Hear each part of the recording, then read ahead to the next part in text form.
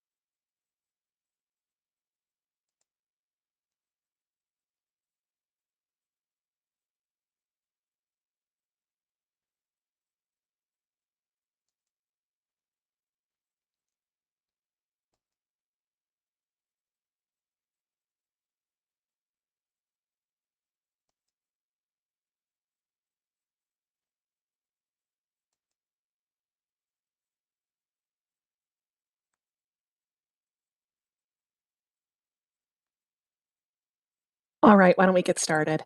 Good afternoon. My name is Alina Vasquez, and I am with Human Services Research Institute. We are the contractor who's been working closely with the department over the last few years to help build and establish the new budget model that we'll be implementing very soon. And so I will be giving you this training today, covering the basics of the new budget model. The training today is specifically targeted to providers, specifically certified family home providers, who are serving participants who self-direct. A lot of the material we're going to cover is covered in a lot of other presentations, really just detailing the basics of the new model, but there's a special focus on self-direction for this presentation today. We will be providing two very similar, if not identical, trainings on two following days. That's June 6th and June 22nd. So if you have colleagues or know of other folks who were not able to attend today, they are welcome to attend one of those trainings where we'll be covering the same information. Let's start with just a couple housekeeping issues. The first thing I want to stress is that it is absolutely okay and asked that you ask questions over the course of our training today. We will be pausing periodically throughout the training to ask for questions, and it's possible for you to go ahead and type any questions you have in the chat box at any time. You also can be taken off mute if you'd like to ask your question verbally when we have those breaks. Because I'm sharing my full screen, it's not always very easy for me to see the chats as they come in, but we will be pausing regularly to answer any of those questions. This is a lot of information. It's a pretty big change to the program, so know that this is not your only opportunity to get this information and take it all in. We've got other materials. This training will be recorded and the slides will be made available on the My Choice Matters website for you to reference later. The information is also covered in the soon forthcoming external SD manual that people will be able to read and get more information as well. If you have any additional questions following this training, you are more than welcome to go ahead and email hcbswaivers@dhw.idaho.gov. That's a great place to drop any questions you have or any requests for additional training or information specific to the new budget model. One other caveat I'll just note is that I do happen to share my office with a couple of sometimes noisy dogs. So if you hear any barking periodically, sometimes a car will drive by and they'll notice. I apologize ahead of time. Hopefully we can keep it to a mild murmur, and in best case scenario, they'll be asleep the whole time. So what are we covering today? Today, we're going to start with an overview of about the new assessments that are being used and exactly how they will be used. This includes the SIS-A and the Vineland 3. We'll also talk about how support levels and service mixes are assigned, how a participant's budget is determined, specifically using something known as a model mix, which we'll talk about in detail. We'll go through the ways that these budgets can be modified, known as budget modifications. We'll give you a quick overview of the new support and spending plan, knowing that often folks who provide services via certified family homes to individuals using the program may be attending these support and spending plan meetings. We will also walk through a new concept known as mid-year plans, and also other ways that you may need to change plans in the future, give you an overview of some applicable IDAPA rules, and end with a few resources available for you after this presentation. Let's start with just a bit of background. So as folks on this call likely are aware, there was a class action lawsuit filed in Idaho that is known as KWV Armstrong. In that case, the court held that the existing budget tool violated individuals' due process rights because of its unreliability. As a result, the department and the American Civil Liberties Union, who represented all participants in the program, entered a settlement agreement back in 2016. Under this settlement agreement, the department agreed to change the way it determines budgets for individuals in the adult DD program.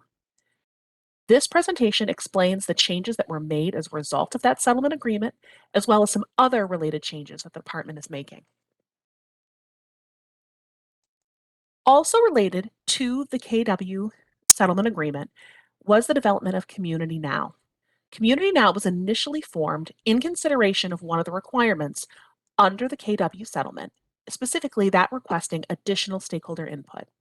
Over the course of a number of meetings some years ago, and Community Now meetings are still ongoing, Community Now issued a final report that had a series of recommendations.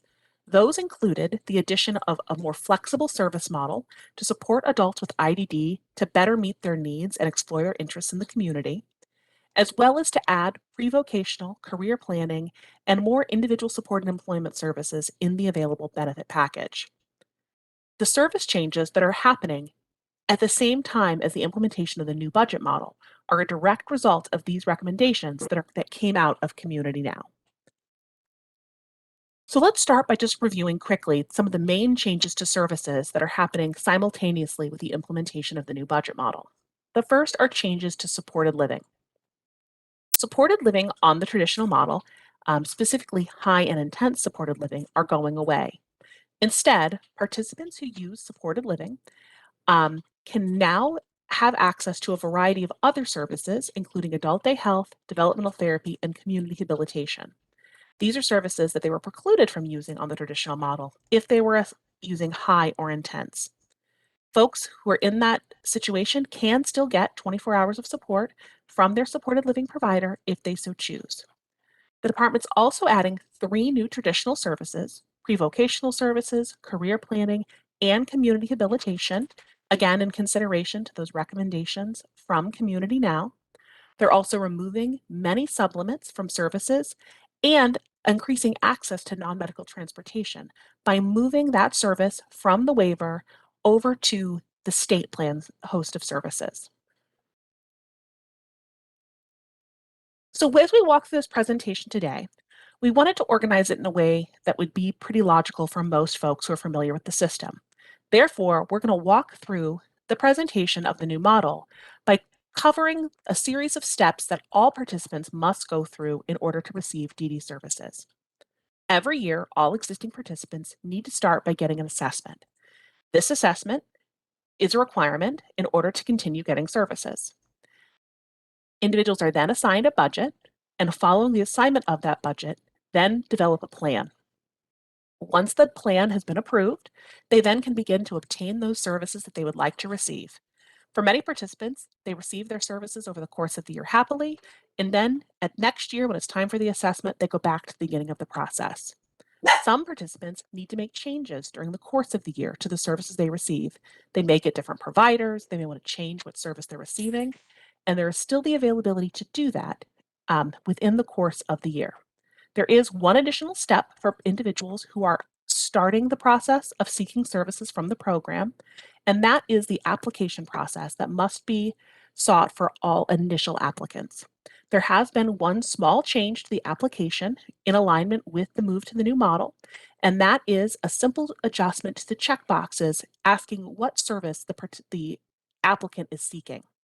For the purposes of this presentation, we're going to skip that step and go right to the first step for most existing participants, and that is the assessment. So before we start talking about the assessment, I want to quickly pause and see if any questions have come in yet.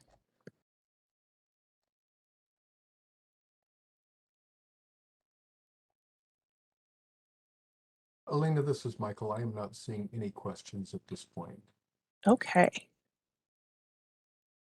Very good. All right, then let's keep on going and dig right into the first step of assessment. So, as folks are aware, currently participants receive the SIB-R as a part of the program. Moving forward, the SIB-R will be replaced by two new assessments. The first of those assessments is the Vineland 3. This assessment will be replacing the SIB-R for the purposes of identifying program eligibility and establishing whether or not an individual meets ICF-ID level of care.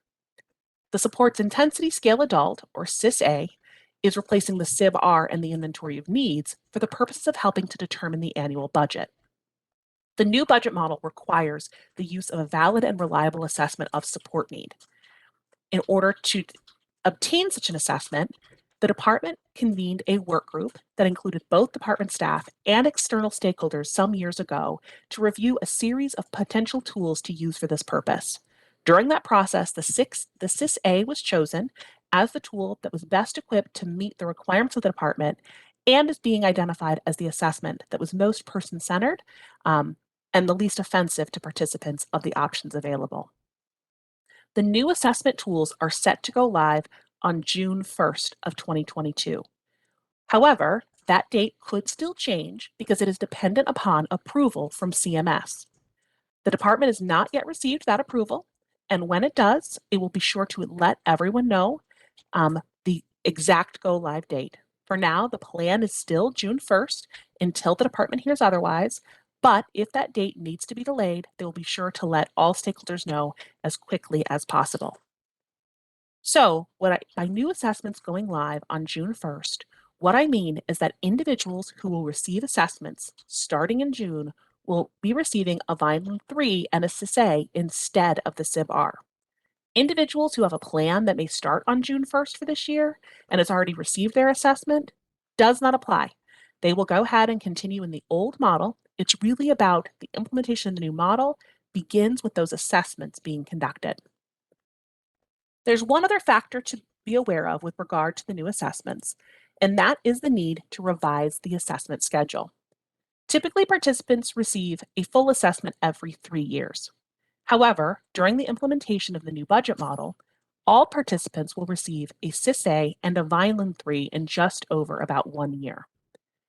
Because completing a full assessment is a lot more time intensive and quite a bit more work, it will be important that we get folks back on a normal schedule where 2/3 of participants receive a focused review and 1/3 of participants receive a full assessment every year.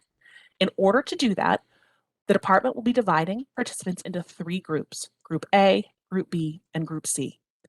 All participants will receive a full assessment during the implementation year, so 2022 to 2023. The following year, 1/3 of participants will get another full assessment, those participants who are in Group A. Those individuals will then receive focus reviews for the 2 following years before getting another full assessment. Participants in Group B will also get that full assessment during the implementation year. They will then get 1 year of a focused review and will then get a full assessment in the following year, so 2024 to 2025. They then will get 2 years of focus reviews before getting their next full assessment. Participants in Group C will also get that full assessment during implementation year. They'll then have 2 years of focused reviews and then will get their next full SIS-A and Vineland 3 in 2025 to 2026. Individuals will be assigned to these 3 groups at random and will be informed as to what group they were assigned around the time of their first SIS-A and Vineland 3 assessment. There is one caveat to that, and that is those individuals who volunteered to complete a SIS-A as a part of the testing and training requirements for Liberty assessors will be automatically placed into Group C as a thank you, knowing that they just went through a CIS-A as a part of that testing and will need to do another for implementation. So they then will have that 2 years until they need an additional full assessment. Participants who have a change in condition at any point during the roll-in period will go ahead and receive a full assessment as soon as it is needed, irrespective of which group they were placed into. Also, any new participants will receive the full assessments, so the Vineland 3 and the CIS-A, on a regular 3-year cycle, dependent upon when they entered the program. Have we had any questions come in before we dig in a little bit more about the Vineland 3? We do have a couple that have come in. One states that the meeting email doesn't tell if it's Pacific or Mountain Time, so all of those in the north will be missing half the meeting. I will double check that. It should have indicated the time, so I do apologize if that error was made. We had a question asking, Liberty has done SIB-R. Do they take over with the new assessment? And so I can field that. Liberty Healthcare is our independent contract assessor, and so they are the assessor that will take over utilizing the CIS-A and Vineland assessment tools once the new model implements. We had a question come in asking, you mentioned a manual will be coming out. Will it be mailed out or will we have to print it out? And so the manuals, due to the size, will be available electronically through the department website, and I believe on the My Choice Matters website as well. If a participant or a provider chooses to print them out, you may do so, but they will be available in electronic format online.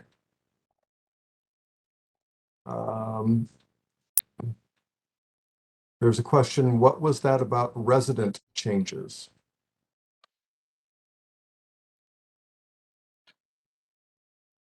I'm not sure I'm understanding the question there, Elena.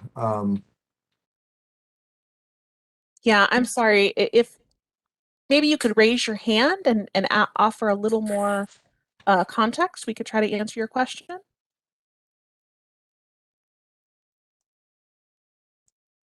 Scanning for raised hands.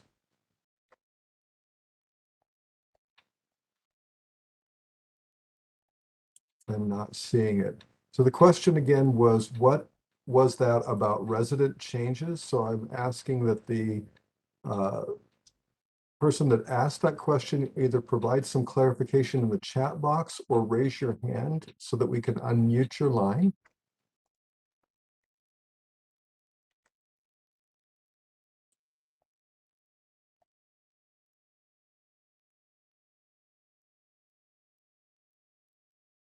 Okay, hold on just a moment. Tammy, can you unmute Mary Jane Arusa's line for us? Thank you. Can you hear me? Yes, we can. So she just spoke a little bit too fast. It was something about if the resident has changes during the year that they can be addressed. Is that correct? Yes. So if an individual has a major change in their needs in between the time of their regular assessment, so a major medical change or a major new behavior comes up, somebody can go through a process known as a change in condition and will then get a new full assessment outside of the regular schedule to make sure that the assessment is reflective of that need. So does dementia or any a chronic depression count as a change in condition? So if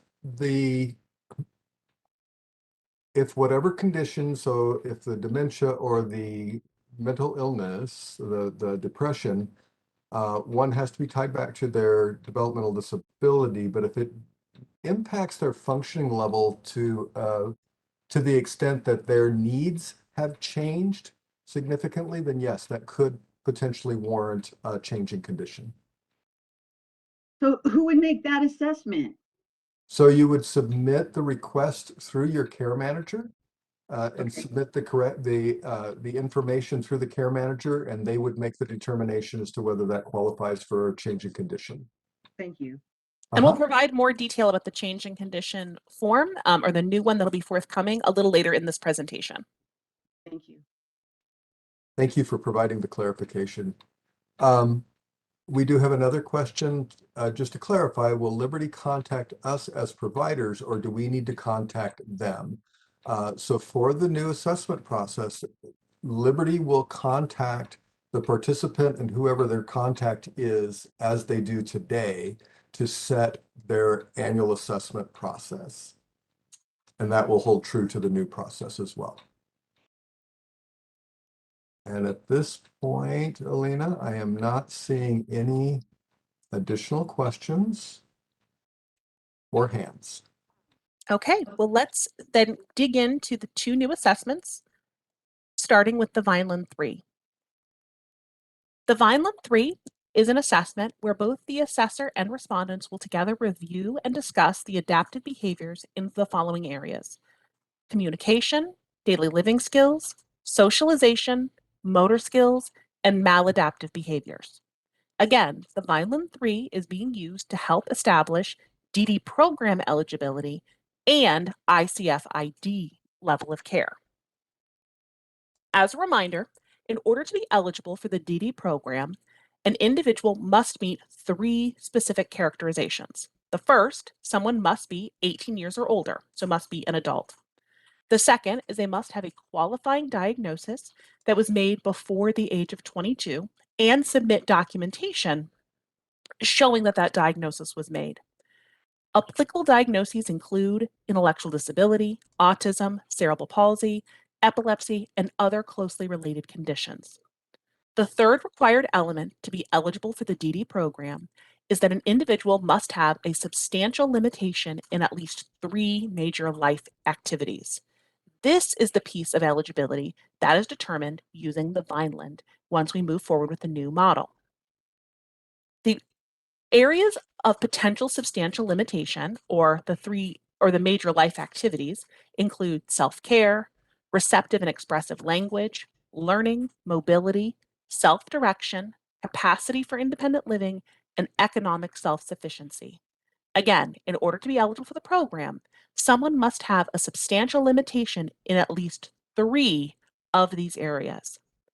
All adults who meet the DD program eligibility requirements are eligible for the program and eligible to receive state plan HCBS services.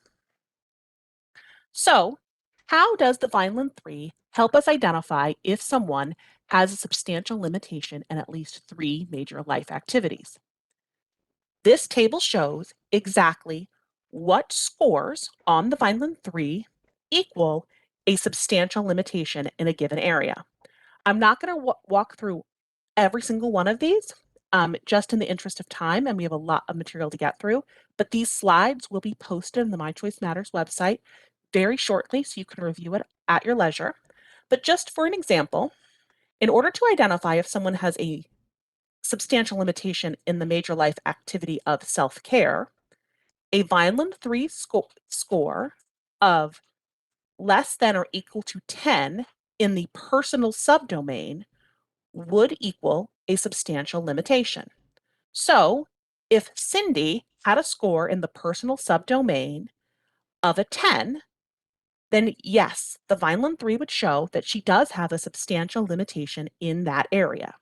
Again, in order to be eligible for the program, you must have a substantial limitation in at least 3 of these areas. The criteria are listed again here. For some, it is a criteria from just one domain. For some criteria, it is an and. So for self-direction, for example, it's a score of less than or equal to 10 in the community subdomain and in the coping skills subdomain. And in some areas, like learning, it is the standard score of the entire adaptive behavior composite. The adaptive behavior composite is the combined subtotals from the communication, daily living, and socialization subdomains.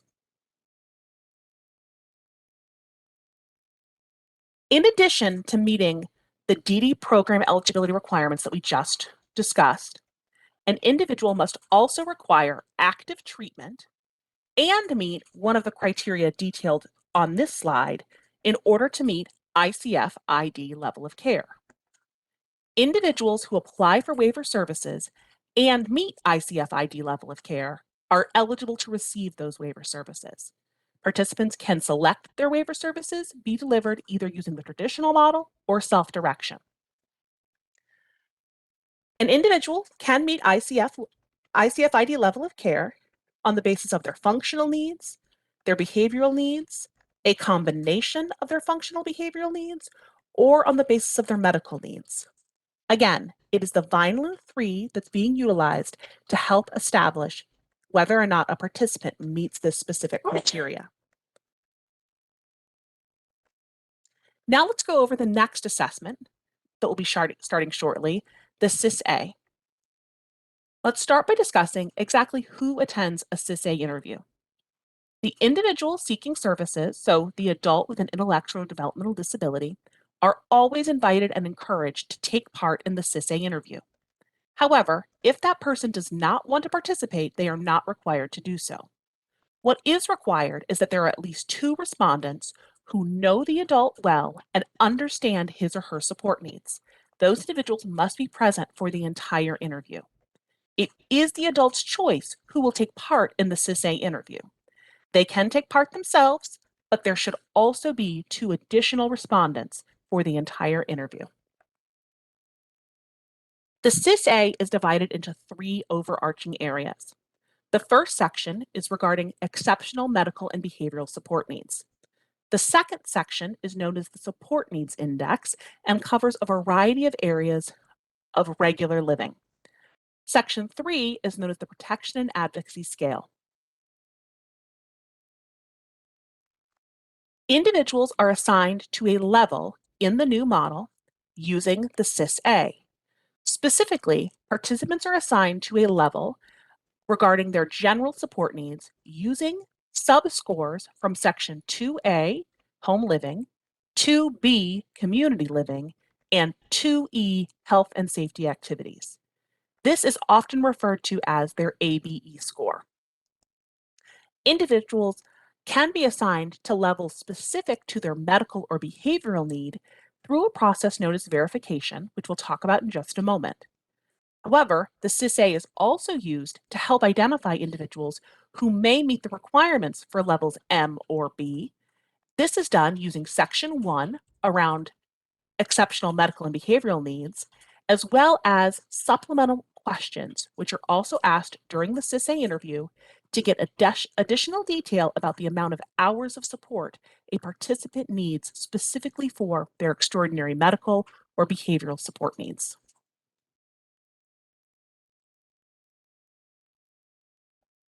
So let's look in a little more detail about how we get to a support level. The first thing to know is that each participant is only assigned to one support level. However, there is a possibility that a participant could meet the criteria for more than one level. If that were the case, they would be assigned to the level of greater need. Levels 1 through 3 are assigned based on those CIS-A scores that I just described. Individuals who have low or relatively low general support needs are assigned to level 1, and this is indicated by a CIS-A ABE standard score between 8 and 22. Individuals are assigned to level 2 with an ABE score between 23 and 30, and individuals are assigned to level 3 with an ABE score of 31 to 52. Level 3 is for individuals who have relatively high support needs, and level 2 is for individuals who have relatively moderate general support needs. Levels M and B, again, are assigned based on that verified need, which we'll talk about more in a moment. And if an individual meets the criteria for both levels M and B, they will be assigned to the level that is identified as being the primary driver of their extraordinary support need. Before we talk more about how folks get into levels M and B, I'm going to pause again and see if we've gotten any questions that have come in.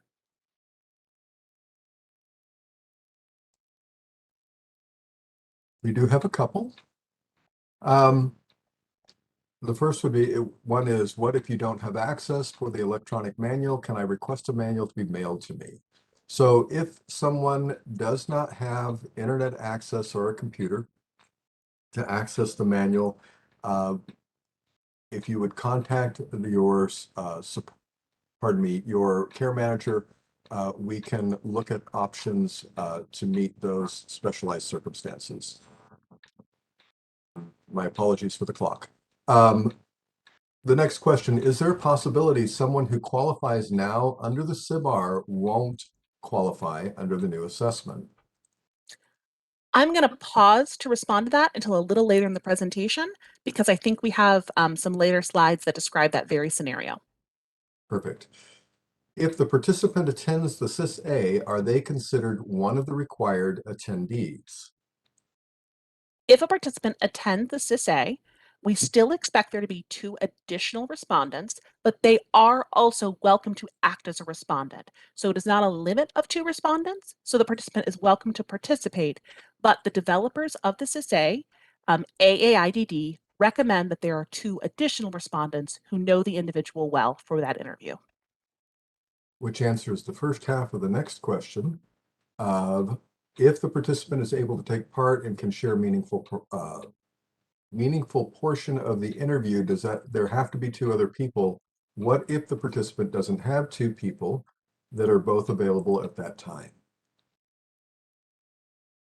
So Liberty will work with individuals to try to find a time that will work for folks who are supports to them. This could include their support broker. It could include their community support worker, their family member. Really, any individual who knows the person well can participate in the CIS-A interview. But Liberty will work with folks to make sure that we can find the necessary number of respondents to complete the necessary assessments. Thank you. So if a person has more needs, will the CFHs be getting a pay raise? So, and I can answer on that, Alina. The current pay structure for certified family homes has not been revised. However, the department is looking at those rates and making efforts to adjust those rates moving forward. So we'll keep you apprised as to that process and what's happening there, but do know that the department had made a commitment to look at those rates and is looking at those rates as we speak. The next question is, do we need to have their medical and or behavioral reports or notes from providers to provide to Liberty during the new assessment? Can you give an example of verified medical or behavioral risks, please? That is a perfect question. If we don't have any others, I think that'll just jet us right along to the next one. Do we have others we should address? I Okay. have 2 more, so let me grab those first and then we can I'll repeat that one so we can move into the next section. If the participant is, we talked about that.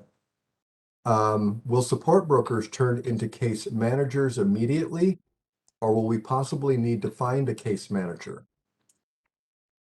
And I apologize, I think I missed something in the presentation there, Elena. Support brokers are still the plan developers and still the employees that a participant utilizing self-direct would access for plan development and case management type services in the self-direct pathway. There is not an additional case manager need in the new program.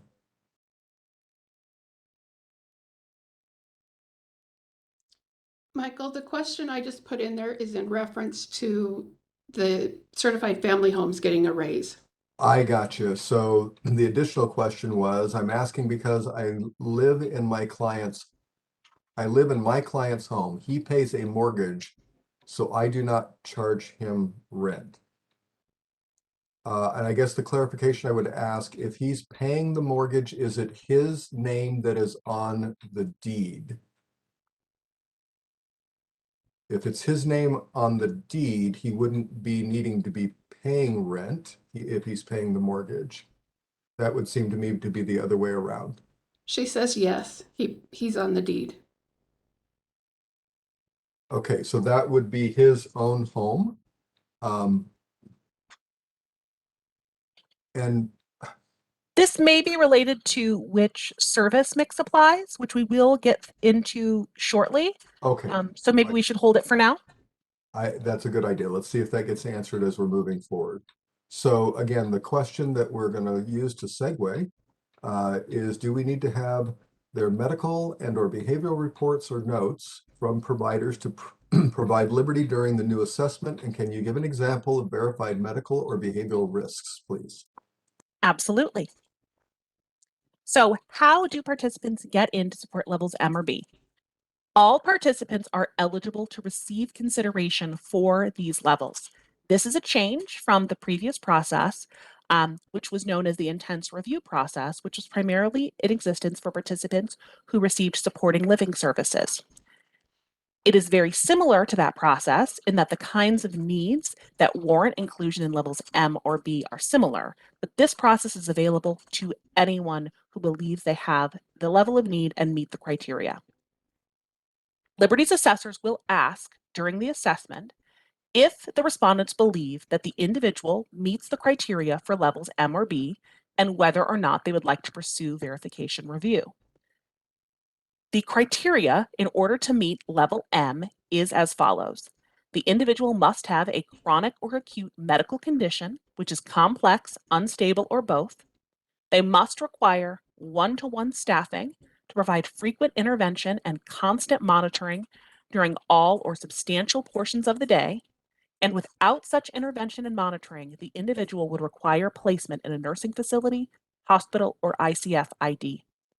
An individual who meets all three of these criteria would meet the criteria to be assigned to level M. I'll just quickly note that the reference to IDAPA on this slide is not yet accurate. This is a reference that will be accurate when the new rules come out, which will be published very shortly. So if you were to go to IDAPA online right now and type in the citation, you likely would not find this criteria, but as soon as the new rules are published, this is the appropriate citation to the requirements for level M. Now let's talk about the requirements for level B. These look a little bit more complicated simply because there's a variety of situations which could cause someone to be assigned to level B, but there is one consistent criteria throughout, and that is for someone to be assigned to level B, they must require one-to-one staffing to provide frequent intervention and constant monitoring for 16 hours or more a day to prevent the behavior that is at issue. That is true across all of the criteria. These criteria include individuals who have a pending felony charge related to the serious injury or harm of another person, individuals who are on probation for a recent felony conviction that are related to the serious injury or harm of another person, individuals who are on parole from incarceration for a felony conviction related to the serious injury or harm of another person, individuals who've been released for time served from incarceration for a felony conviction related to the serious injury or harm of another, individuals who have a history of predatory sexual activity, either those who have been adjudicated or who exhibit behaviors that are of a nature that could result in misdemeanor or felony charges, and who are identified as being at a high risk to reoffend using a sexual offender risk assessment that was completed by an appropriate professional within the last 3 years, or individuals who have a history of serious aggressive behavior, which could include causing harm to themselves or others, and whose threat of serious injury is such that others could be reasonably in fear of bodily harm, and the participant does in fact have the capability to carry out such a threat. Again, across all of these variety of criteria, the one consistency is that the individual must require 16 hours or more of intervention or monitoring to prevent reoffending in the behavioral area of concern. As I noted before, there's also a process by which individuals can be identified as perhaps being more likely to meet the criteria for level M or B. This is known as flagging for verification. Flagging for verification occurs based on your responses to sections 1 of the SIS and the supplemental questions.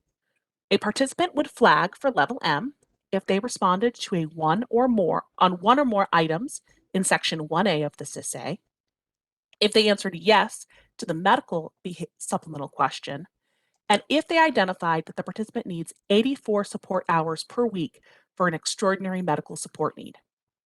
Individuals could flag for level B if they responded to one or more items in section 1B of the CSA, answered yes to the behavioral supplemental question, and identified a need for 84 hours or more specific to their extraordinary behavioral support needs.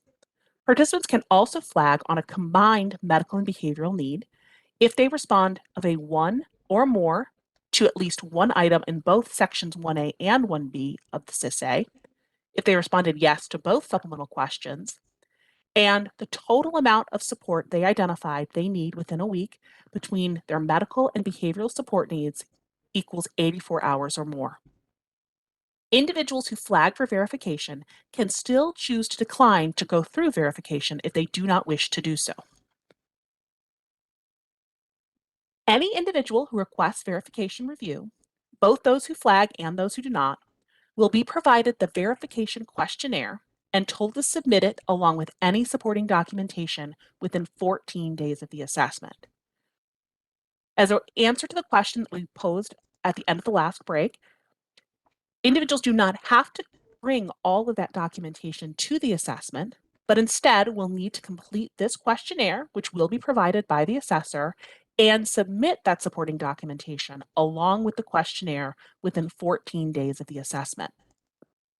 Individuals also have the right to request verification review at any point during the plan year, although we highly recommend that that request goes ahead and is made at the point of the assessment. Any individuals who do not request verification will be assigned to levels 1, 2, or 3 based on their CSA scores. This verification questionnaire is a new form that will be launched with the new model. The next slide provides a little more detail of exactly how the form is completed. As you can see here, by looking at the form, you can identify what type of extraordinary need you believe the participant has and is seeking verification for. Based on whatever type of extraordinary need you believe applies, you then answer that section of the questionnaire. For example purposes, I've provided the section on extraordinary medical support need. The first question asks, what chronic or acute medical condition does the individual have that requires one-on-one staffing? And provide that information in the box here. The next asks, what are the symptoms or risks that require the need for one-to-one staffing ratio to provide frequent intervention and constant monitoring? It includes examples. Answer the question here. What interventions are provided or recommended for each of these symptoms throughout the day and how often? And have there been any hospitalizations over the last year related to these medical conditions? If so, please give the date of admission, length of stay, and reason and outcome. Also on the form are very explicit directions about what kinds of medical documentation should be attached to support the need for that extraordinary medical level of support. These could include relevant provider logs, ER reports, diagnostic reports, or hospital discharge summaries. Each section of the questionnaire provides the questions that you should answer specific to that type of extraordinary need, as well as examples of the types of documentation that can be submitted to support that type of extraordinary need. This slide also provides some examples of the type of supporting documentation that can be utilized to support inclusion in level M or inclusion in level B. For level B, this includes things like court orders, sexual risk assessments, incident reports, police reports, behavior management plan data, or really any other legal documents. Verification review is conducted by the verification review team. This team consists of a clinically licensed behavioral health professional, a representative from quality assurance, a representative care manager, a licensed practical or registered nurse, a representative from the fax crisis team, a qualified intellectual disability professional, and an administrative member. The verification review team, or VRT, determines if a participant meets any of the criteria for levels M or B using the verification questionnaire, any documents that were submitted, and those records that are maintained by the department which may be relevant. The participant's eligibility and budget notice will include information on the team's decision, their rationale, and all of those documents that were reviewed to make the decision. Participants have the right to appeal decisions by the VRT if they do not agree. With that, we've now concluded the section on establishing how a participant gets assigned to their support level. I'm going to pause and ask for any questions before we dig into how individuals select their service mix. We have just a couple, Alina. When will the new IDAPA rules be published? And I can field that.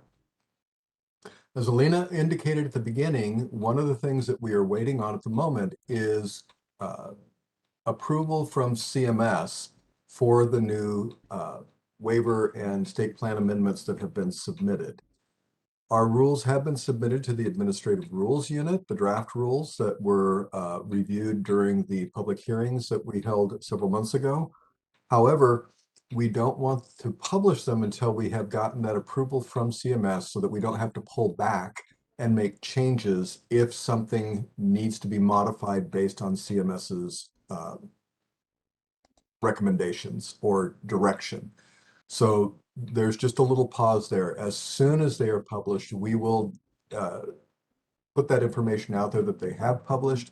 We will put a link to the administrative bulletin as well as a link to the documents themselves on the My Choice Matters website under the What's New tab.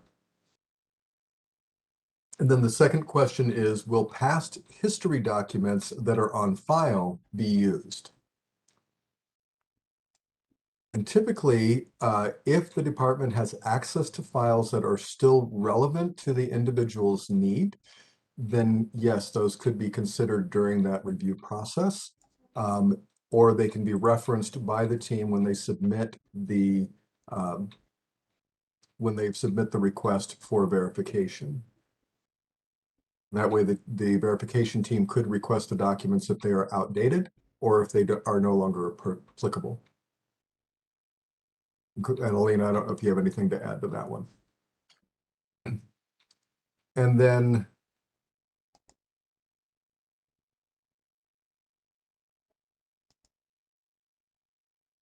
did I miss maybe I missed a question, but this says, for example, if my participant's plan currently renews in November, I would expect the new assessment / budget / review prior to that, not in June. In other words, will we finish out her current plan before renewing with the new plan? And the answer to that is yes.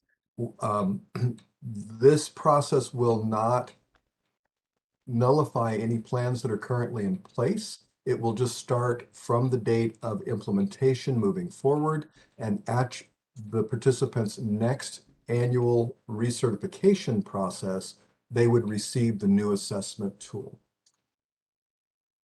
The only caveat to that is that if once we hit implementation, a participant has a need for, say, a change in condition ahead of their normal date for recertification, then they may move into the new model a little bit early in order to make sure their new assessment is reflective of their need.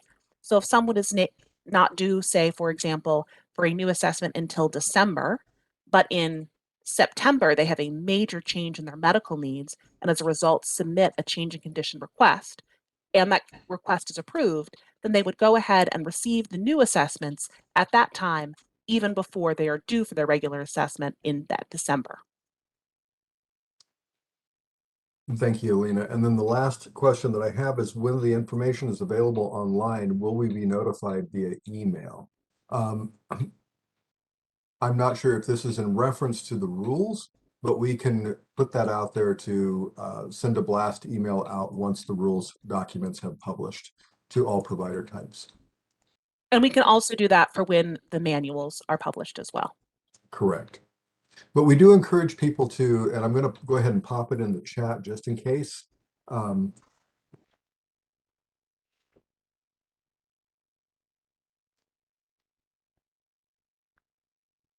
have to think of it there for a moment. We do encourage people to check that website frequently. Please note, we have also added a new radio button to that website that is just regarding the trainings themselves. But the What's New button also has all information that we push out to the public gets posted on that website, the My Choice Matters website, which I put in the chat box, but it's mychoicematters.idaho.gov. Then the last question I've got here is, if assessments are not completed by plan year, what happens?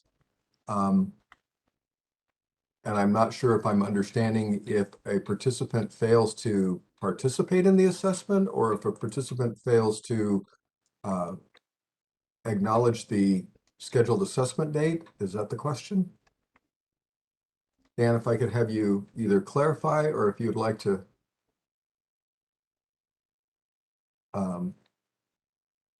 raise your hand, I can go ahead and unmute you, have you unmuted.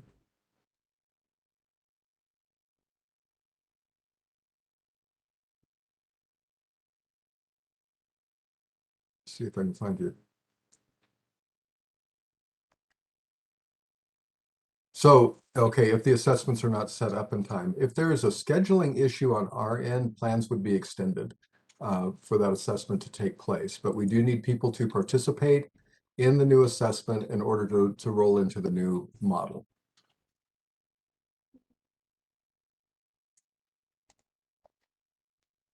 And that is the last of the questions. We did have a comment that the website is not working today. I know there have been some internet outages around the state.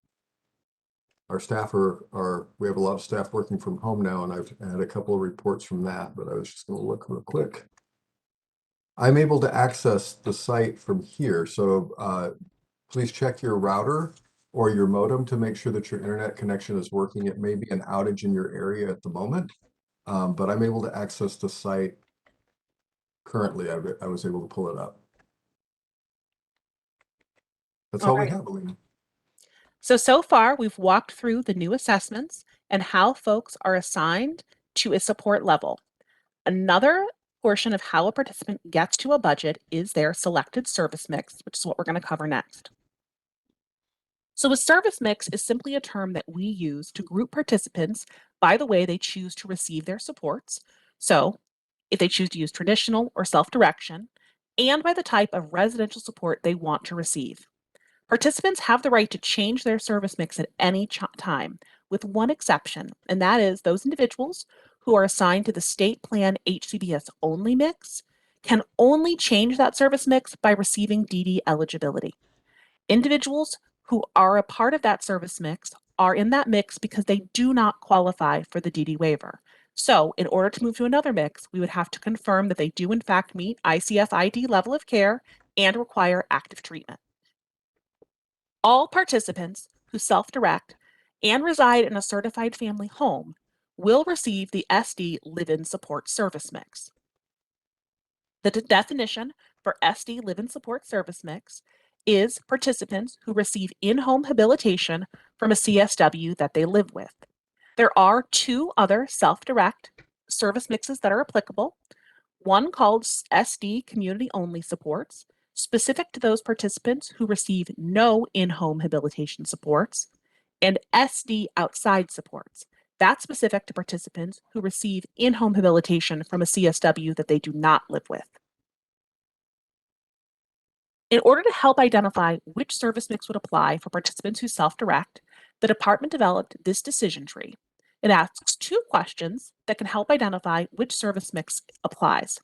Assessors will walk participants through these questions to help arrive at the applicable service mix, as it will be important that they identify their service mix at the time of the assessment in order to be assigned their budget. The first question is, do you receive paid supports in your home?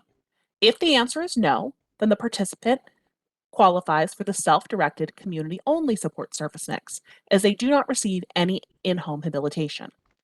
If a participant does receive paid supports in their home, you then move to the second question. Does the person or persons providing your in-home paid supports live in your home?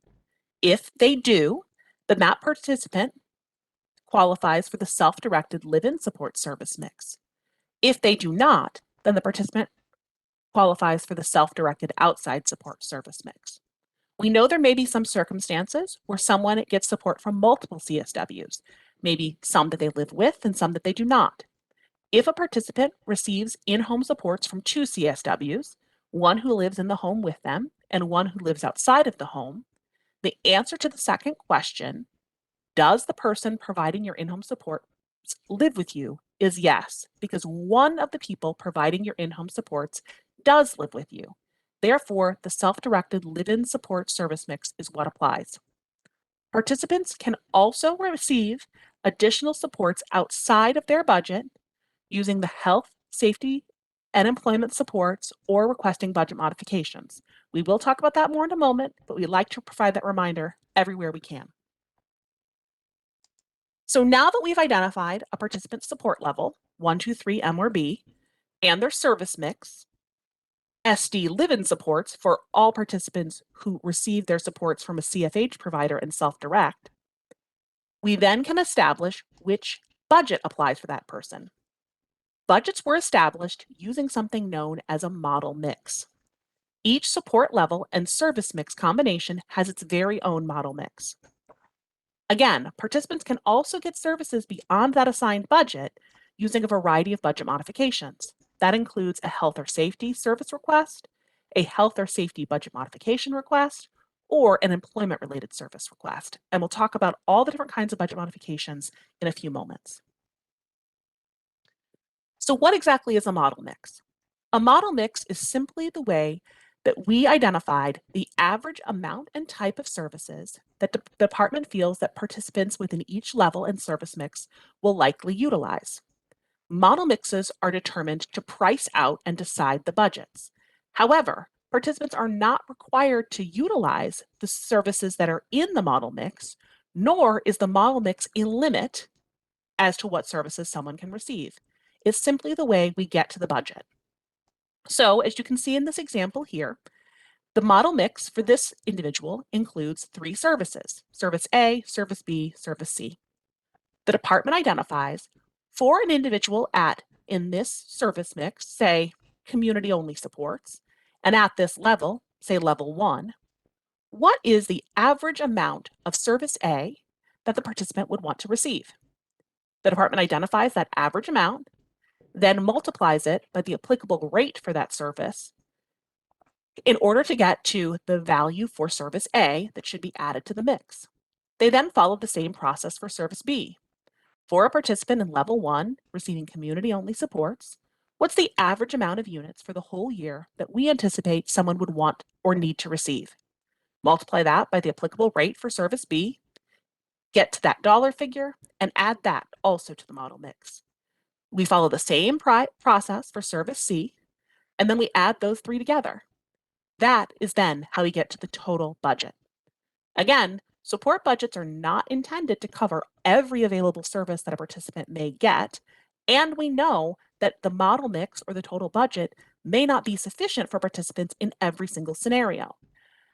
The intention is to cover the average type and amount of service that people will need by support level and service mix.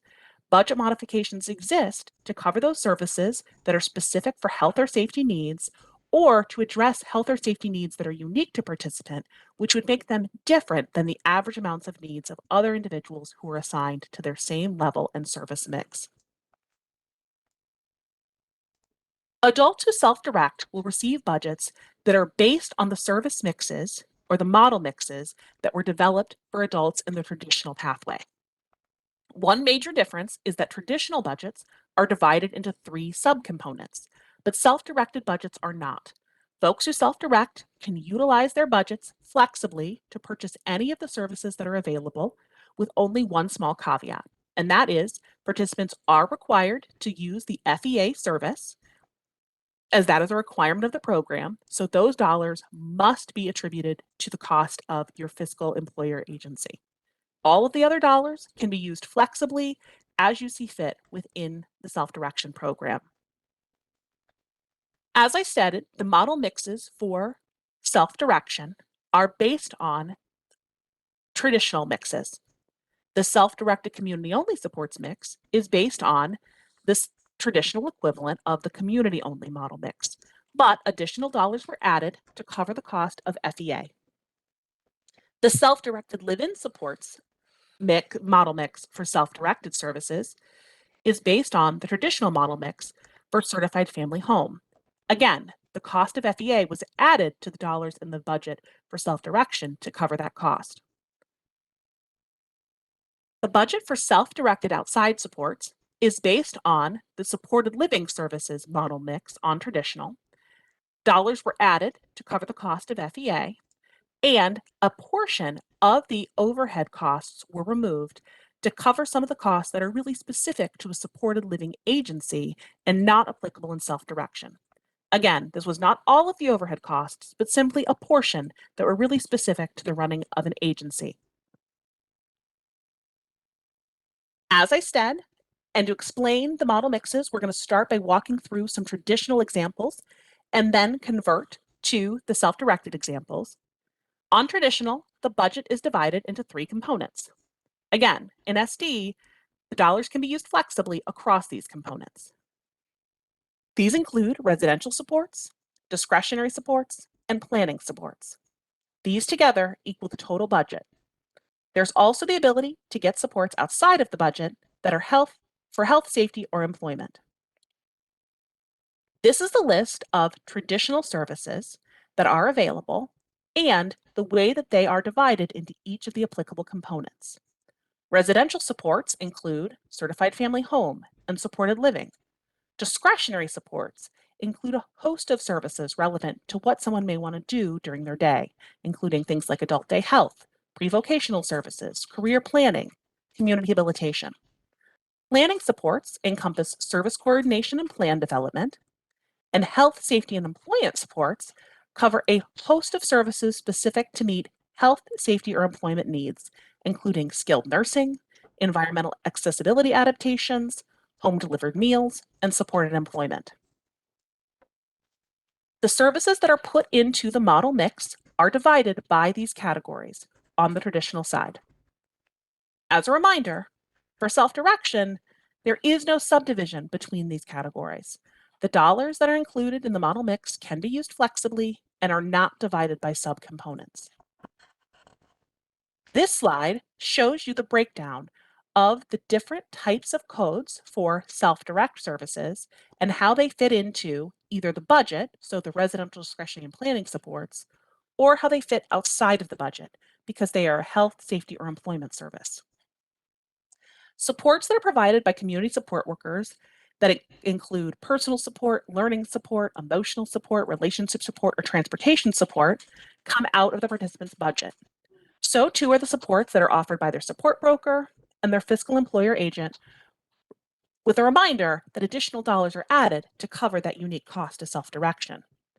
Individuals who need job supports, adaptive equipment, or specialized nursing can obtain those services outside of their budget by simply identifying and meeting the requirements specific to use that service.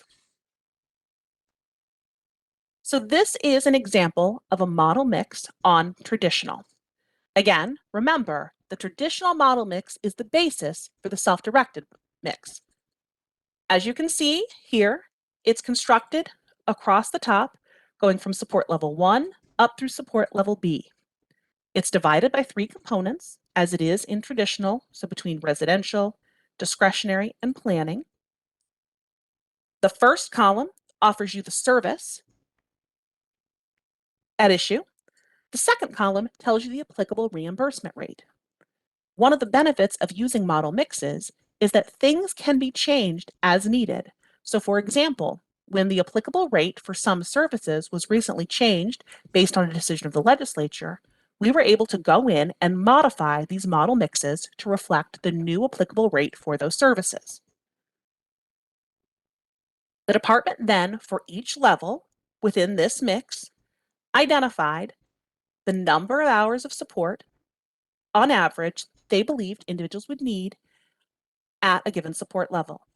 This was multiplied by the relevant rate to come to a total dollar figure. I'm going to move to the next slide to make it a little bit easier to see. This is a breakdown for level 1 in the traditional certified family home mix of those discretionary services. Again, here's the list of services that someone could utilize their discretionary budget to receive, and the amount of hours of a given service that the department added to the mix. So for adult day health, 4 hours per week were added at a rate of about $11.16 an hour to get to a total addition to the budget of $22.32. For developmental therapy center, 5 hours were added to the mix. The applicable rate for that service is $16.68 per hour, and so $4,170 were added. This continues down the path until you get to the subtotal for discretionary budget. Here, and again, just blown up for the purposes of being able to see it a little easier, you can see each of the portions of the budget on traditional. So for residential budget level 1, it's about $19,500 were added.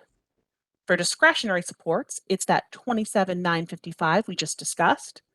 And then for planning supports, it's 12 hours per year of plan development, 54 hours per year for service coordination, for an additional $3,200. This created a total support budget at level 1 for somebody in the traditional certified family home mix of $50,634.51. Now, let's compare that to the budget for self-direction. As you can see here, these are provided side by side. So the residential component of the budget on traditional was $19,487.35. That amount was also added to the self-direction model mix. The subtotal for the discretionary budget was that $27,955.40. That too was added to the self-directed mix. The planning budget was at $3,191.76. That was added, and so too was the additional FEA cost of about $108 per month. This equals a total budget on self-direction of $51,930.51. So while the traditional budget is the basis for the self-direction budget, they are not identical because of the additional dollars that were added, and participants in self-direction can utilize this budget of just under $52,000 to purchase those self-directed services that meet his or her needs. The next slide shows you the full breakdown of the dollar value or the budget for participants in the SD live-in supports at every level. So again, just under $52,000 at support level 1. That increases by support level up to support level M or B with a total of just under $75,000. On the My Choice Matters website, you will be able to find a list of all of the model mixes. And you can see those in a Word document and zoom in and see them in more detail. The purposes of this presentation, we've only walked through this one example, and we'll stop for questions now before we dig into the budget modification process. So we have several here, Alina. So will Liberty meet with us in person, phone, or through Zoom? So the waiver requires that assessment be completed face-to-face. That's through our waiver that is currently approved by CMS. There are currently flexibilities allowed because of the public health emergency to utilize a telehealth process, which has been the Zoom or some phone reviews for that. So depending on when we implement, that will still be the case if the public health emergency is still in place, which it is now. So if we're able to meet that June 1st deadline, the new assessments could be via Zoom, could be in person. It just depends on what you are able to schedule with Liberty at that time. But there is that option for the telehealth process to still be considered right now during the public health emergency. The next question has to do with CFH as CFH considered supports. So our CFH is considered supports. And the CFH provides a support service, but a lot of the supports that we talk about in here are also those supports provided by a CSW in multiple areas. Alina, I don't know if you can articulate that differently. Yeah, so, and I'm not sure if this is quite getting at it, but so on self-direction, participants receive their services from community support workers or agencies if they choose to hire agencies. The requirement to be a certified family home in the self-direction program is a licensing and certification requirement. That's about the nature of the home, who owns the home, and that the person is living in someone else's home. So in self-direction, the person who is providing supports in a certified family home is a community support worker. That is the way that they are providing services to that participant. The certified family home requirements are really a specific obligation under licensing and certification. The next question, in looking at the most recent service mix numbers on the website, why is the level B budget triple for outside supports versus certified family home live-in supports for the same level of care individual? That seems far above overhead costs. Our CFH is being penalized. And my response to that would be, when the budgets were calculated for CFH versus traditional, our Bureau of Financial Operations went through and removed costs that would be specific to an agency having to their overhead business costs, which are very different than an individual's home that they utilize as a certified family home. So there is not an intent to penalize certified family homes. It's just a matter of the way the rates are calculated based on the type of entity that's providing the service. There's a question about, to whom would I ask about my rate of $1.82 per hour? I am not sure what that is referring to. If that is a calculation of the certified family home daily rate divided by 24 hours, that is not an hourly rate. That is not how certified family rates are designed or calculated. And so that might require some further discussion outside of this type of a setting. What is considered criteria for active treatment? Do you want to take this, Elena? You want me to? Why don't you go ahead and take the active treatment requirements, Michael? So the active treatment requirement is outlined in IDAPA, and the definition basically is active treatment is a continuous participation during all waking hours by an individual in an aggressive, consistently implemented program of specialized or generic training, treatment, health, and related services, and provided in accordance with the treatment plan directed towards the acquisition of behaviors necessary for a resident to function with as much self-determination and independence as possible. So to put simply, it is whatever that participant needs in order to be able to learn and acquire the skills that are needed to function in the community, or to prevent regression of skills that they already have. It is above and beyond what the average person would require in order to maintain functionality in the community. There's a way, do you have additional information you want to add to that, Elena? No, I think that really covers it. And the active treatment requirement is something that is assessed by the Liberty Assessor as a part of the ICF ID level of care determination. And it is part of that federal requirement for that level of care.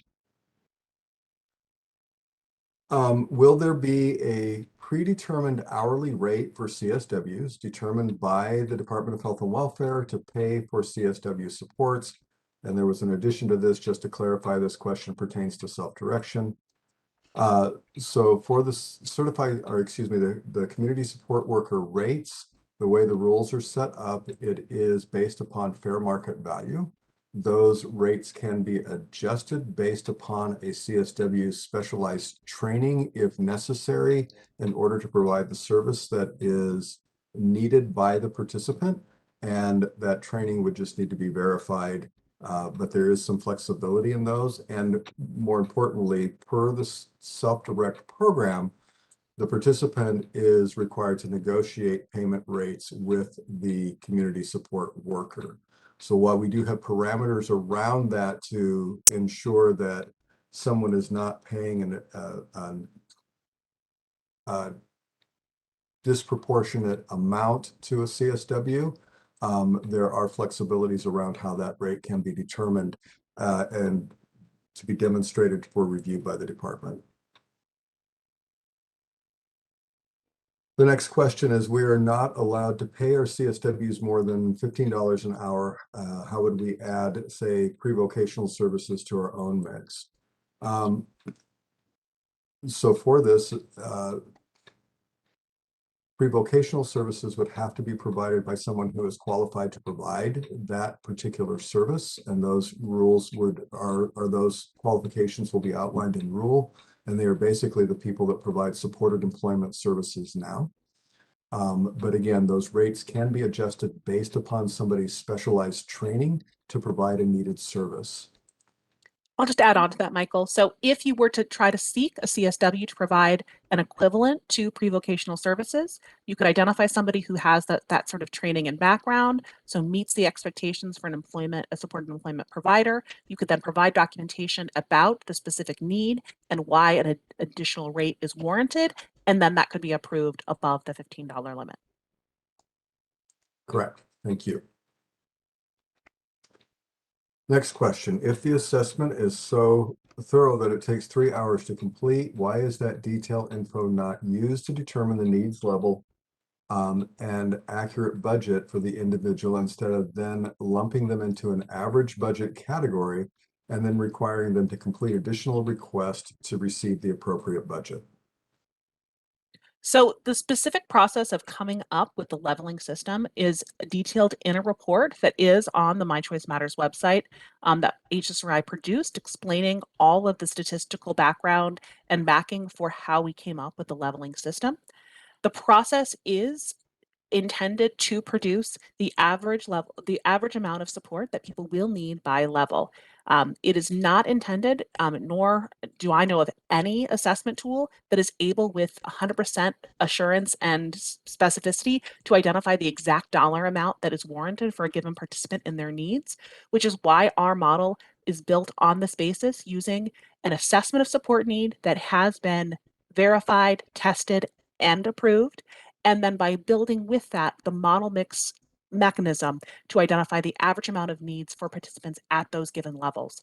The process of budget modifications is always an integral part of any system that HSRI develops, because we know that individuals have unique needs, and our number one goal, along with the department, is to make sure that people get their needs met and have their health and safety needs addressed whenever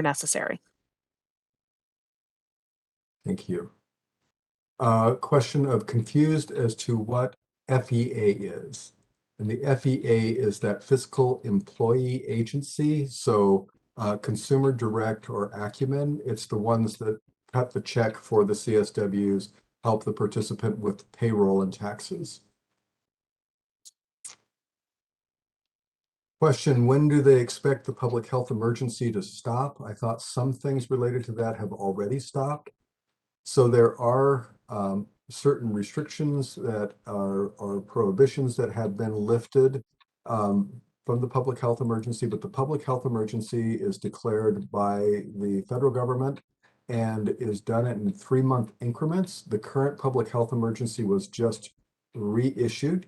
It expired in April and was reissued prior to the expiration of that for another 3-month period. That's the longest they can extend. And so the current declaration goes in through the middle of July.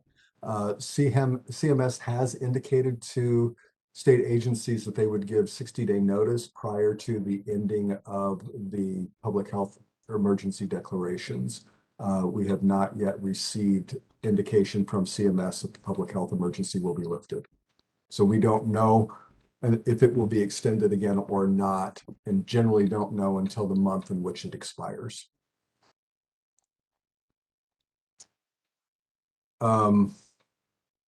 What criteria does the federal or does the Fed/state need to stop public health emergency related to CFH?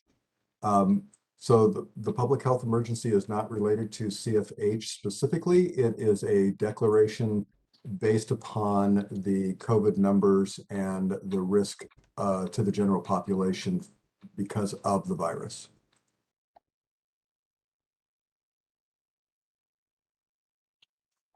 Will they be raising the rates we can pay our CSWs? And if so, will that make the budget amounts change? And again, as indicated, rates in the self-directed program are negotiable and to be negotiated by the participant to fall within fair market value, or unless there's some specialized training from the CSW. We are reevaluating fair market value guidelines at this point, so that could change. And if that is the case, budgets would then likely be adjusted as a result of that as well. Another thing to remember is that in the current construction of the model, the SD model mixes are based on the traditional model mixes. So the applicable rates that are in play under traditional are what is used to calculate the budgets. We will, as a part of the evaluation that is happening once we begin implementation, look to see if having a basis of self-directed budgets in traditional budgets is warranted on a long-term basis. And we will continue to update and adjust the model as needed and as indicated by the evaluation and also by the implementation of any new rates. The goal of this model is to have the flexibility to be adjusted as needed to best meet the needs of participants. And that does point out something, Alina, that I don't know that we vocalize enough. Just once the model does implement does not mean that we're done. This is an ongoing process. We will continue dialogue. We will continue to assess and evaluate because we want to make sure that it is working as anticipated, and we'll make adjustments to the model as needed to ensure that participants are receiving the services that they need. Were the support level qualifications gone through at the beginning of the meeting and I missed them? We did walk through the requirements for each of the support levels. This presentation, as well as other presentations, are being posted to My Choice Matters on a regular basis, both recordings as well as just the slides. So I would recommend that you take a look there and go to the beginning of one of the presentations, and you can see a couple of slides that are very, I think, in a detailed fashion, provide you exactly the requirements for each of the level assignments 1, 2, 3, M or B. Were the fees paid to certify our CFH added? About $300 a year. That is a business cost. So again, rates for certified family homes have not been adjusted at this point. They are being reviewed by our Bureau of Financial Operations for potential adjustment. That was the promise that was made out there by Medicaid some months back, and so that review is in process at this point. And this one is there any plan to review fair market rate? It changes every week and going up quickly. The current max pay rate for CSWs is same as no experience needed fast food work. And again, as indicated, those rates are being reviewed at this time. I believe there's one more that may have come through here.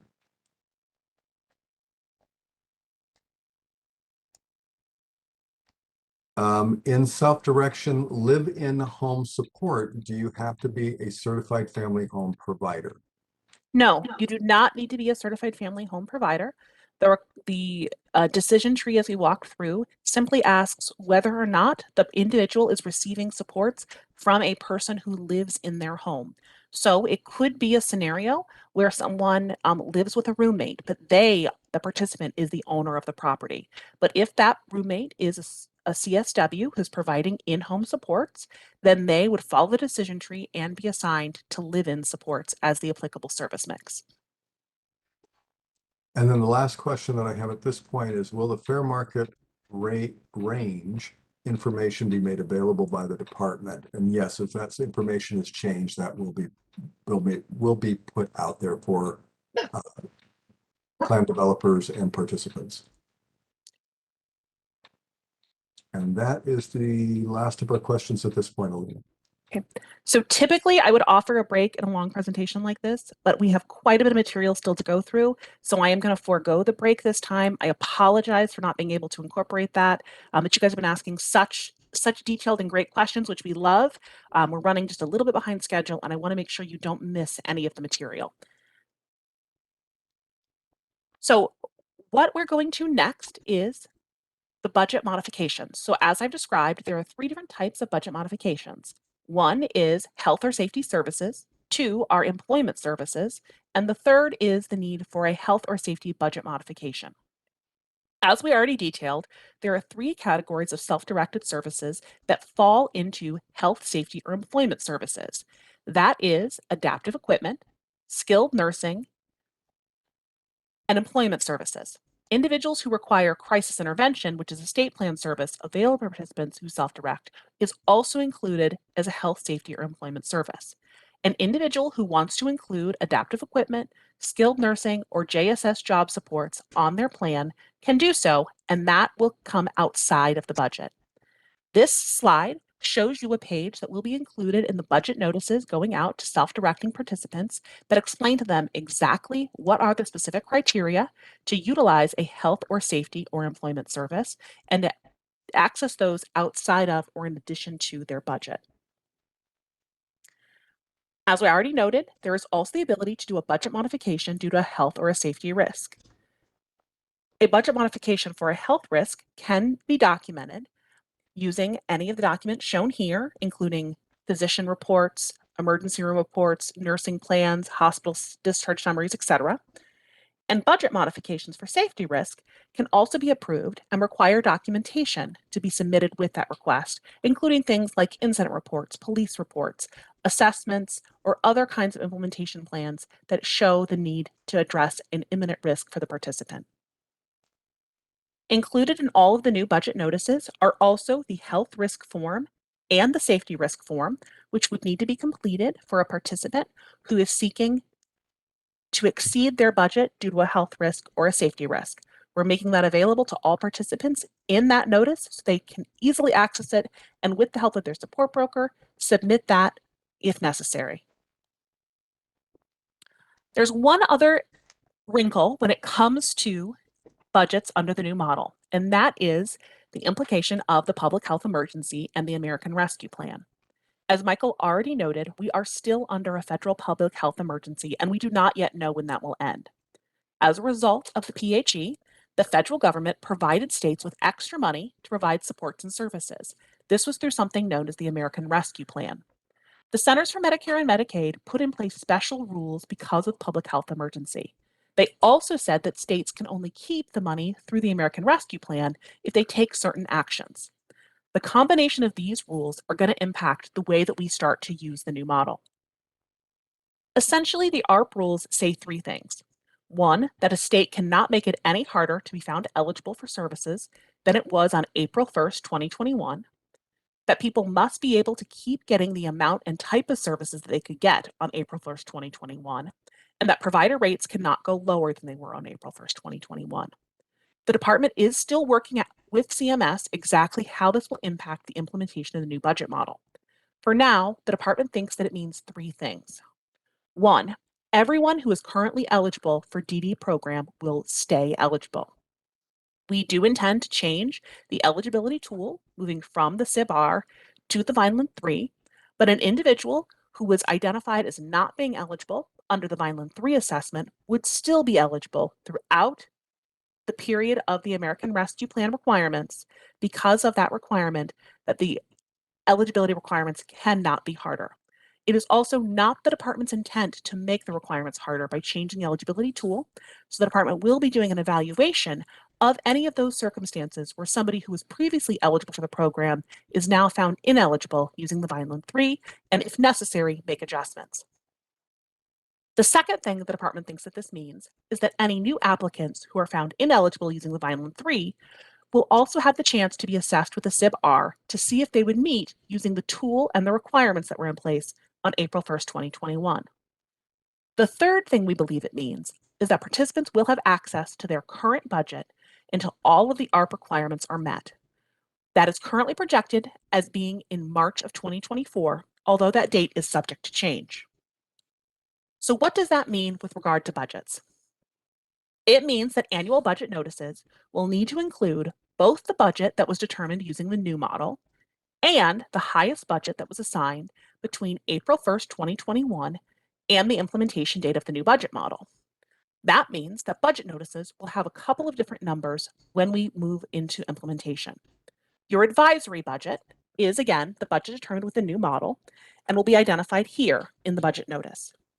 Participants will also be informed of their ART budget, which is the highest budget they had from April 1st, 2021 until the date of implementation.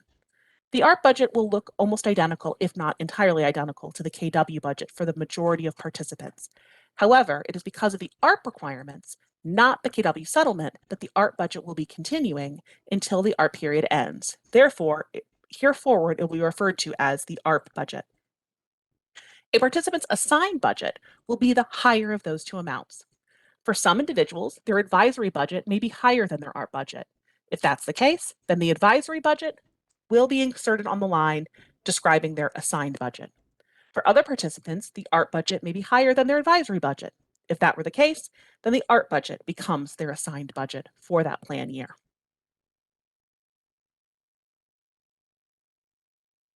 So far, we've gotten through explaining the new assessments and how a participant is determined eligible for the program, determined eligible for the waiver, and gets assigned to a support level. We've also talked about how someone gets assigned a service mix, how they then get a budget using model mixes, and how someone can exceed their budget using a variety of different kinds of budget modifications. We've also talked about an additional wrinkle to how budgets are going to be determined initially and the availability of the budget that participants had from April 21st, 2021 until the date of implementation for at least the first couple of years of implementation under the American Rescue Plan. That gets us through the step of assessment, through the step of getting a budget, and moving into the process of developing a plan and getting services. Plans are going to be developed a little bit different to align with the new budget model and to align with the HCBS setting rules. There will also be new support and spending plan forms and new costing sheets for plan development. Plan developers will work with participants to determine exactly what services they want to receive and if that may look slightly different than how they receive services today.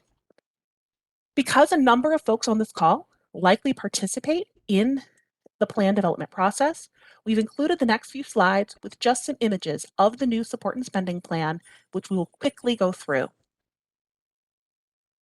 The support and spending plan begins with personal information.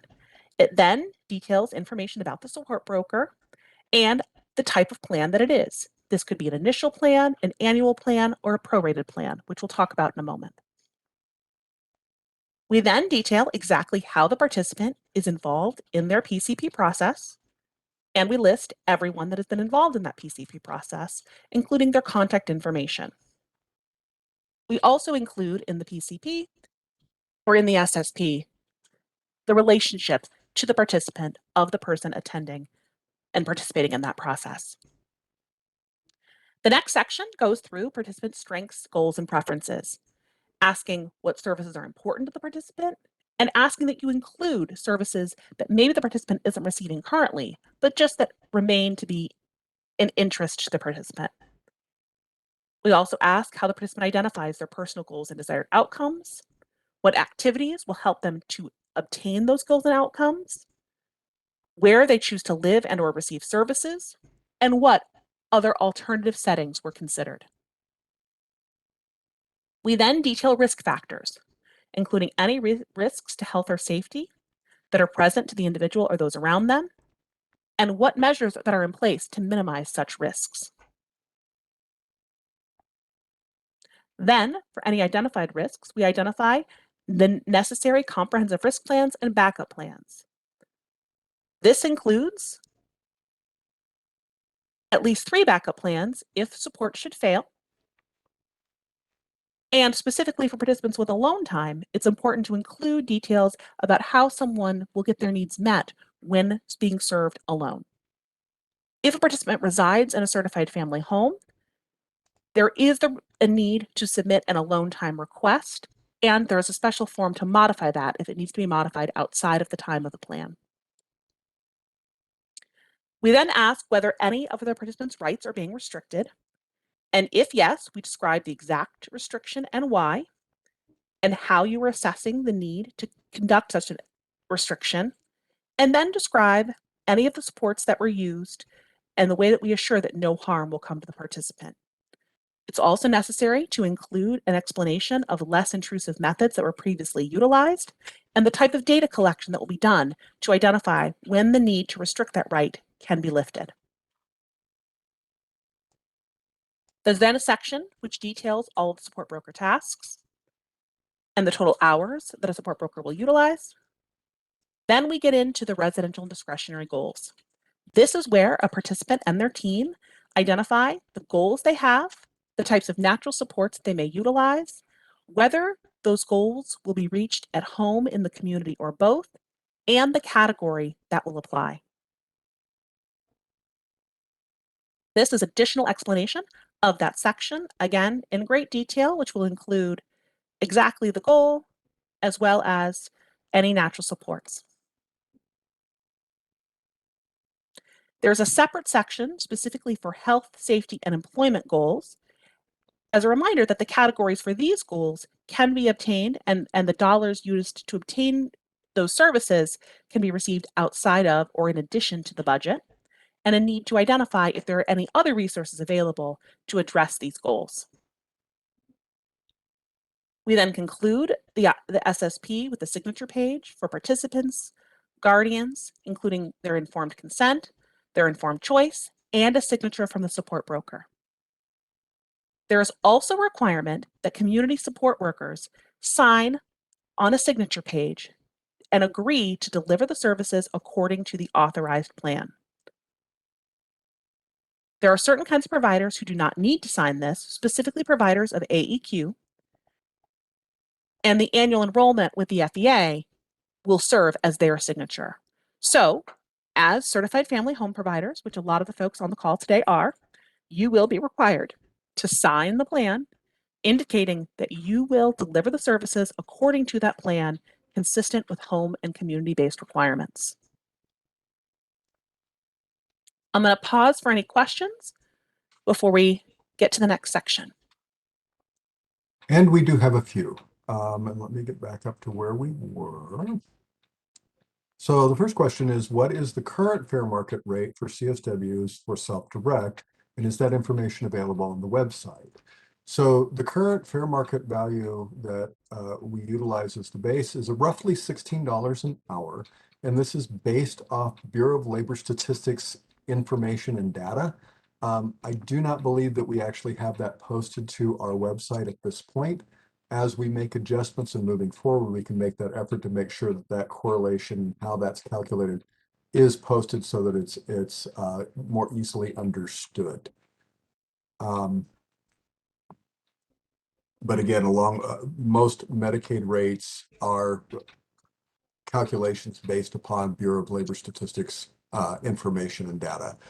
I am a social worker. I am not a financial guru, so we have an entire bureau that I rely on to help us with those calculations and that information. So I apologize that I can't be more specific on that. The next question is, how long is the ARP budget component in effect? And Alina can probably speak to this more clearly than I can. Basically, until the state spends down all the funds that have been allocated as part of that ARP allotment. Yes, as well as any equivalent funds that the state needs to spend per the requirements. So right now, the estimate is that Idaho will meet all of those obligations in March of 2024. However, that could still change depending on the way that spending goes, so that date could be updated. But for now, we anticipate March of 2024. Thank you, Alina. The next question, I don't know if this is the correct venue, but are CFH licensing requirements being reviewed specifically for CFH with self-direct and a parent and a disabled adult? Can the CFH licensing requirements be relaxed, such as the annual furnace inspection, fireplace inspection, since the parent is living in the same household as the disabled adult? And unfortunately, correct, this really isn't the appropriate venue. LNC rules are, the Division of Licensing and Certification are the ones that hold those rules, not the Division of Medicaid. Although we are able to communicate, we don't have control over that. Please note the requirement for certification comes from statute rather than rule. And so the requirement is that any individual that is receiving services, paid services in the home which they reside that is not their home, they're living in a home where paid services are provided to them by the owner of that home. It requires certification and there's safety requirements around that. And so that would be something, a discussion that would have to be held with the Division of Licensing and Certification. Last question, can job support be provided in the home? It said community, but my son has a self-employment business at our home. I do not believe there is a requirement that job supports JSS be delivered outside of the home. However, it is a requirement that it be a competitive community employment. Obviously, people can work from home. I think it probably is dependent on things such as the rate of pay and other sorts of factors. But I think communicating directly with your care manager is a great way to clarify on that issue. Yeah, I think we'd have to do some research around that since it is a self-employment issue and how that fits into the competitive integrated employment requirements. So that would be a one-off that we would have to do some evaluation on. And then the last question that I have, oh, no, I take that back. Are we getting credit for training for this meeting? So we are keeping a list of attendance, and if you have requirements for continuing education hours, we have offered that to support brokers, TSCs for their attendance at their specific provider type trainings. And I have to be honest, I don't know if we've had a specific conversation with Steve Millward over at Certified Family Homes, but I would guess that yes, this would meet the requirements for your continuing education requirements. And so we will provide an attendance list for this training to Steve Millward over in licensing and certification so that you can just indicate that you attended on this date and he can verify with that record. The only thing I'll note is that because there are 2 more offerings of this same training, you can Right. only get credit for one of those trainings since it is the same material being reviewed on multiple occasions. Correct. You would not be able to attend multiple same trainings or attend trainings like, say, the support broker training or the TSC training and expect that to be considered for your continuing education. It would have to be the one specific to your provider type. And then the last question that I'm seeing here at this point, oh no, there's another one coming down here. What is competitive community employment? So when we talk about competitive integrated employment, that would be something like an individual obtaining a job at, say, a grocery store or a restaurant or any other type of business where they are employed alongside individuals from the general population and receiving competitive pay. They'd be paid the same way anybody else in the community would be paid, versus a sheltered workshop type of a situation where an individual is not integrated into the community, but working only with other individuals that have developmental disabilities and paid sub-minimum wage. We do still have those settings. They do not meet the home and community-based service requirements set out by the federal government, and so they cannot qualify for HCBS funded services. And let's see here. I have another one, it looks like. Oh, and somebody's just confirming. I was told, yes, this training is training hours. And so thank you for that clarification, Dolly. And like I said, we are basing this at this point. We are not providing certification or certificates for the trainings, but we are keeping a list of the attendance. And we will be providing that list then to Steve Millward over at licensing and certification so that it can be verified. So thank you for that clarification. We appreciate that. At this point, I am not seeing any additional questions, and I'm not seeing any hands. Okay. So we've talked about how the SSPs will be developed and then folks get services.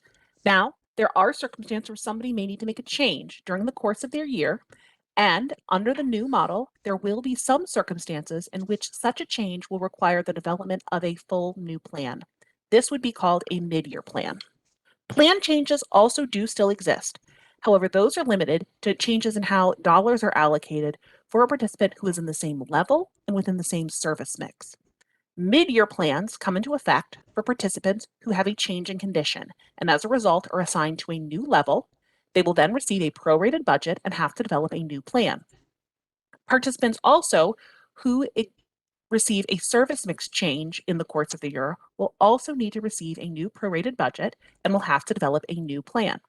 The third reason for a mid-year plan are those participants who have declined to go through verification at the time of their assessment, but later go through that process and as a result are assigned to a new level. If you are assigned to a new level during the course of your plan year, you will need to receive a prorated budget and develop a new plan accordingly. Let's talk about each of these in a little bit more detail. So change in condition. Participants can request a new assessment if there has been a change in their condition that makes the most recent assessment no longer accurate.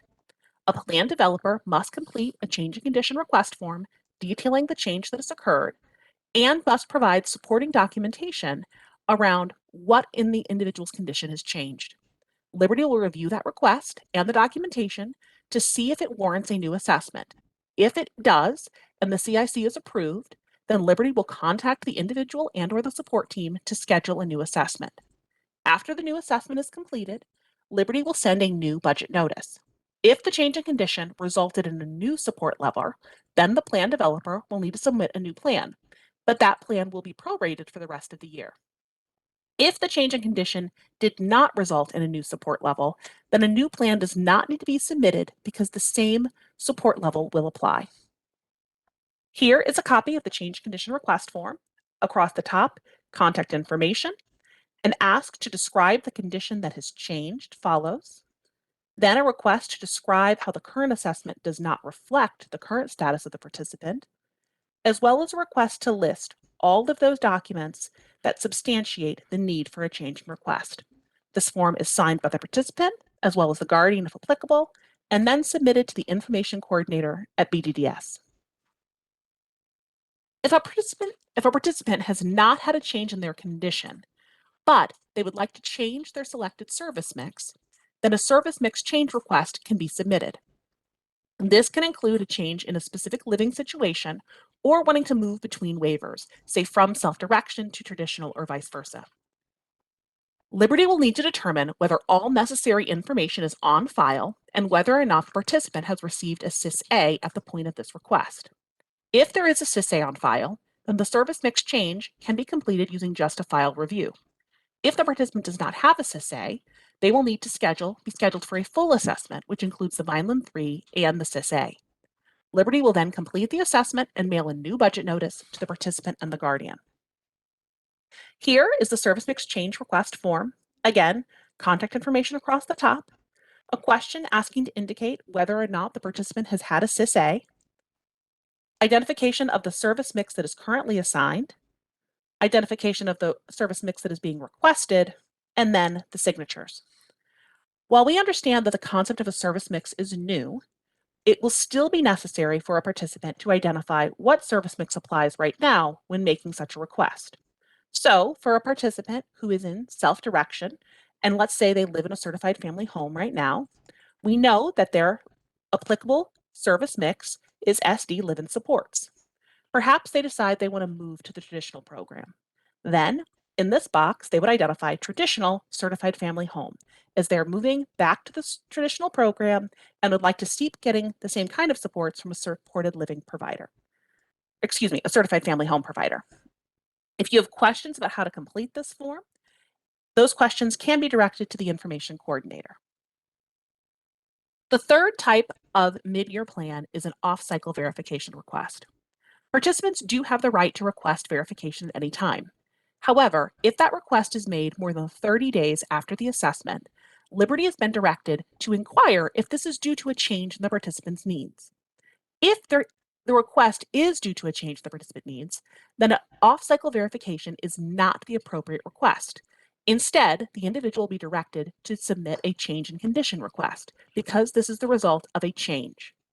If there has not been any change in the participant's needs, and they simply are deciding later in the year that they do want to go through verification because they believe that they need additional funds to address a long-standing medical or behavioral support need, Liberty will send notice to the individual requesting supporting documentation and submission of the verification questionnaire.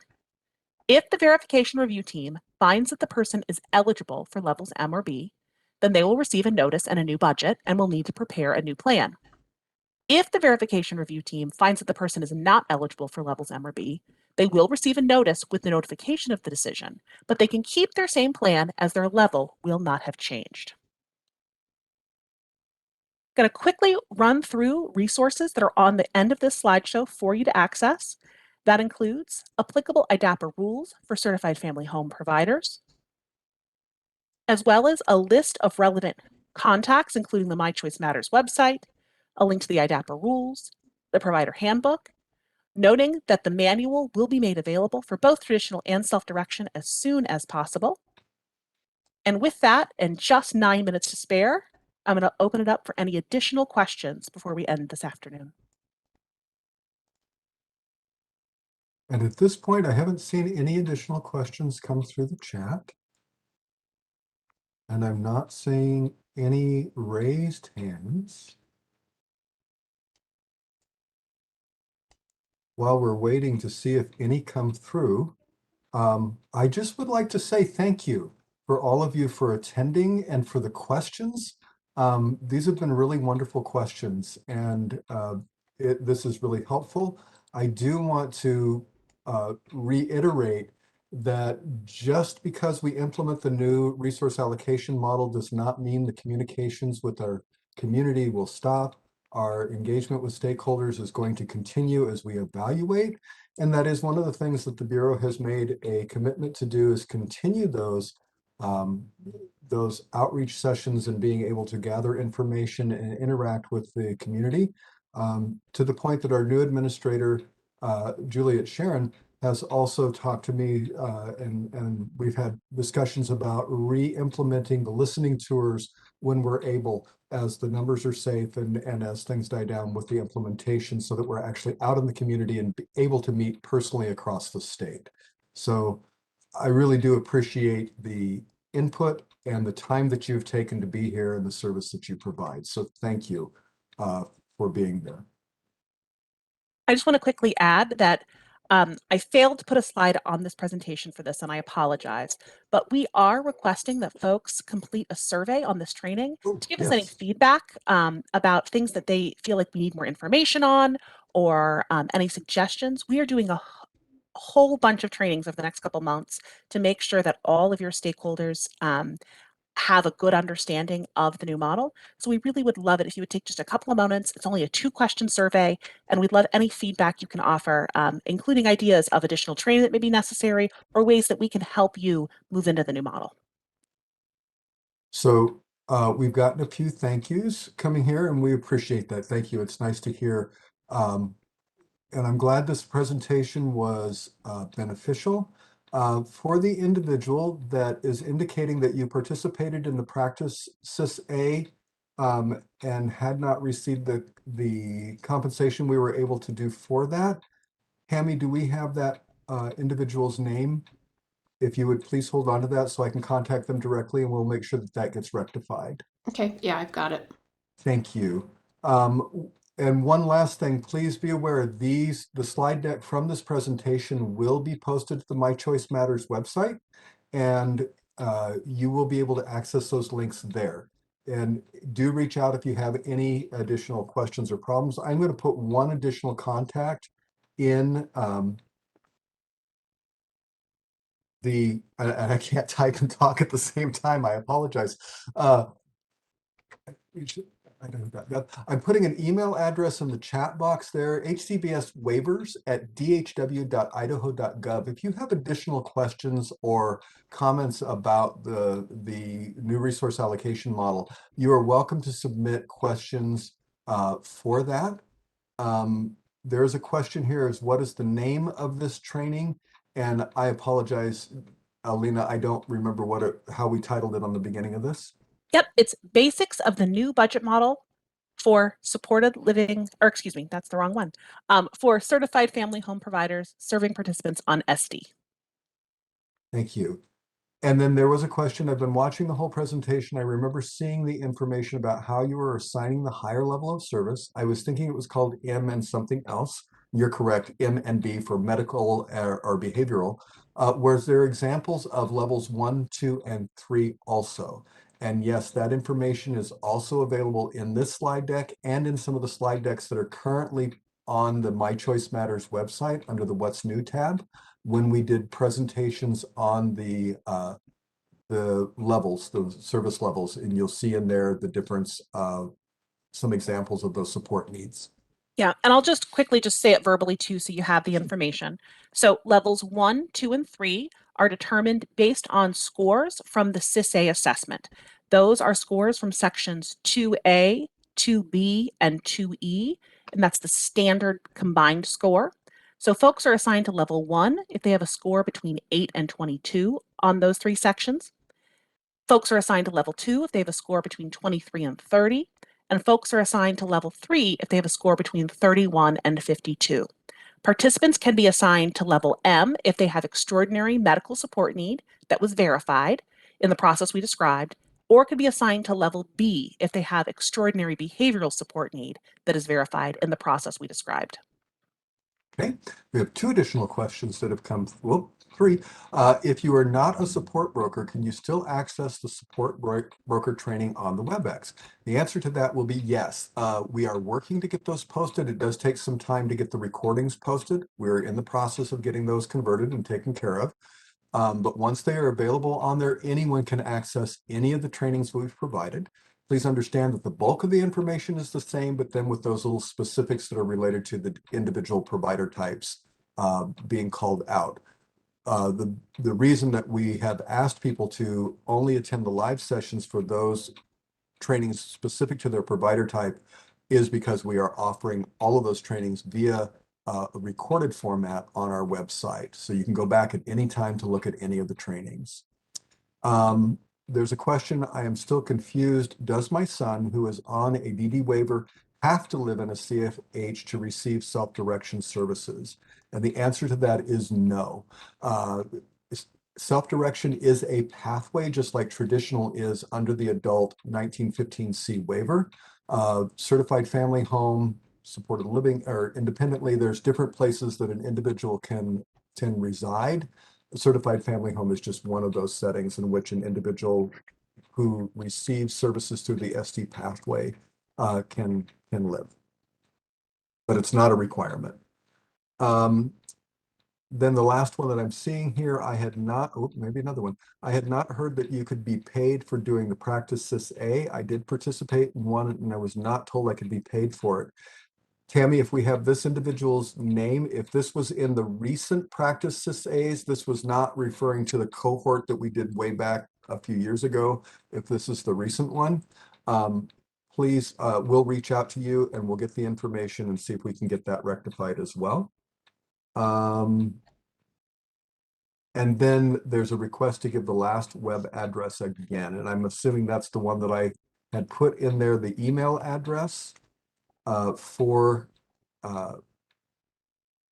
providing input. And it's HCBS waivers, plural, waivers at dhw.idaho.gov.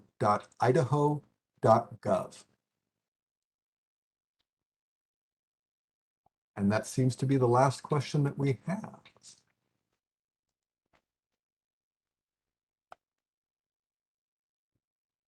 Oh, maybe another one here. Oh, just a thank you. And Nancy, you're very welcome. Thank you. We really do appreciate your being here.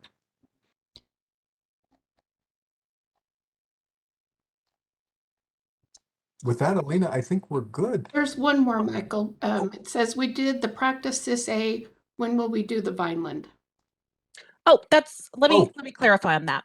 So if you did the practice CIS-A, you will still need to conduct a CIS-A once we move into implementation, because that was not an official CIS-A, but as a part of the practice process. However, individuals who did a practice CIS-A will automatically placed into group C, so we'll not have to do another CIS-A until 3 years down the road. So when your redetermination date comes up, you will conduct a CIS-A and a Vineland 3 to be moved into the new model. Yes.